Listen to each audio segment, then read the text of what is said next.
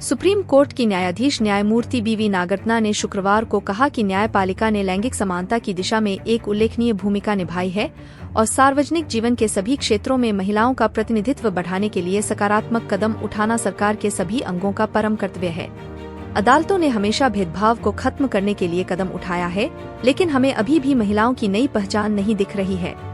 महिलाओं को सशक्त बनाने पर सुप्रीम कोर्ट के कई फैसलों का हवाला देते हुए उन्होंने कहा, अदालतों ने यह सुनिश्चित करने में महत्वपूर्ण भूमिका निभाई है कि भेदभाव शासन का हिस्सा नहीं है। न्यायपालिका ने एक विशेष भूमिका निभाई है और कानूनों को कायम रखने या उन्हें मजबूत करके प्रणालीगत अन्याय से निपटने के लिए रचनात्मक उपाय तैयार किए हैं। लैंगिक भेदभाव को खत्म करने के लिए अदालतों ने हमेशा कदम उठाया है। न्यायमूर्ति नागरत्ना ने 28वें न्यायमूर्ति सुनंदा भंडारे स्मारक व्याख्यान को मुख्य अतिथि के रूप में संबोधित करते हुए भारतीय महिलाओं के सशक्तिकरण के लिए न्यायपालिका की भूमिका पर बात की और इस विषय पर अपने स्वयं के निर्णयों का उल्लेख किया। उन्होंने कहा कि एक बेटा तब तक बेटा रहता है जब तक उसे पत्नी नहीं मिल जाती, लेकिन एक बेटी जीवन भर बेटी रहती है। Those provisions, that is sections 33A and 33B of the Bombay Police Act, were violative of Article 14, as there was no justification for treating women differently.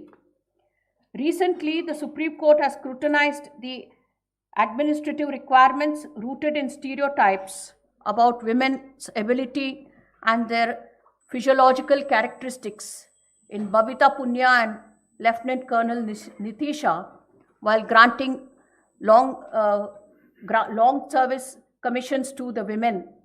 Justice Chandrachud, the present Chief Justice who wrote the judgment, said, "The true spirit of equality is not just superficial and symbolic, it must be substantive."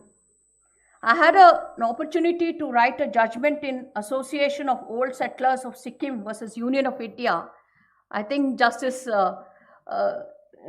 Vishwanathan appeared in that matter, where the point was that गर्भवती कामकाजी महिलाओं की समस्याओं पर न्यायमूर्ति नवरत्न ने कहा, महिलाओं से पूछा जाता है कि उनकी आखिरी माहवारी कब थी, यह जानने के लिए कि क्या वह गर्भवती हैं, और निजी क्षेत्र की महिलाएं मातृत्व अवकाश से लौटने पर अपनी जगह किसी और को पाती हैं।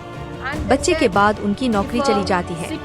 परिवार से संबंधित मुद्दों को संबोधित करते हुए उन्होंने कहा, महिलाओं और पुरुषों दोनों को यह एहसास होना चाहिए कि वे दोनों विवाह के महत्वपूर्ण स्तंभ हैं। परिवार को एक महत्वपूर्ण भूमिका निभानी चाहिए, अन्यथा घरेलू हिंसा उभरती हुई प्रवृत्ति है।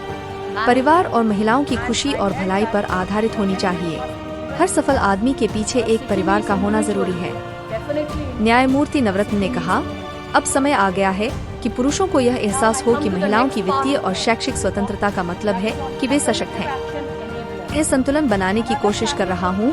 सशक्तिकरण के कारण महिलाओं को पुरुषों पर हावी नहीं होना चाहिए या किसी को दूसरों को नीचा नहीं देखना चाहिए। सम्मान और विनम्रता विवाह और परिवारों को बनाए रखने में बहुत मदद करेगी। विनम्र होना क्रोध के विपरीत है। उन्होंने सभी संस्थानों से महिला सशक्तिकरण में मदद करने का अनुरोध करते हुए कहा, मुझे एक ऐसे मुद्दे पर जोर देना चाहिए जो न्यायिक समीक्षा की गुणवत्ता के लिए महत्वपूर्ण है। न्यायपालिका को अधिक समावेशी और विविध बनाने में मदद करने के लिए संस्थानों की तत्काल आवश्यकता है। यह अदालतों की विश्वसनीयता और वैधता बनाएगा, भाषा में मदद करेगा और यह सुनिश्चित करेगा कि अदालतें अधिक लिंग तटस्थ बने। न्यायपालिका को और अधिक समावेशी बनाने के लिए न्यायमूर्ति विश्वनाथन, जो CJI भी बनेंगे, से मेरी तत्काल अपील है। कई मायनों में यह जस्टिस भंडारे को सबसे अच्छी श्रद्धांजलि होगी। उन्होंने कहा कि महिलाओं के सशक्तिकरण के लिए लगातार और लक्षित कार्यवाही नहीं किए जाने से समानता केवल एक नारा बनकर रह जाएगी। उन्होंने कहा, हर भारतीय को जिन उपलब्धियों पर गर्व हो सकता है, उनमें से एक यह है कि हमारे पास दुनिया में निर्वाचित महिला प्रतिनिधियों की सबसे बड़ी संख्या है।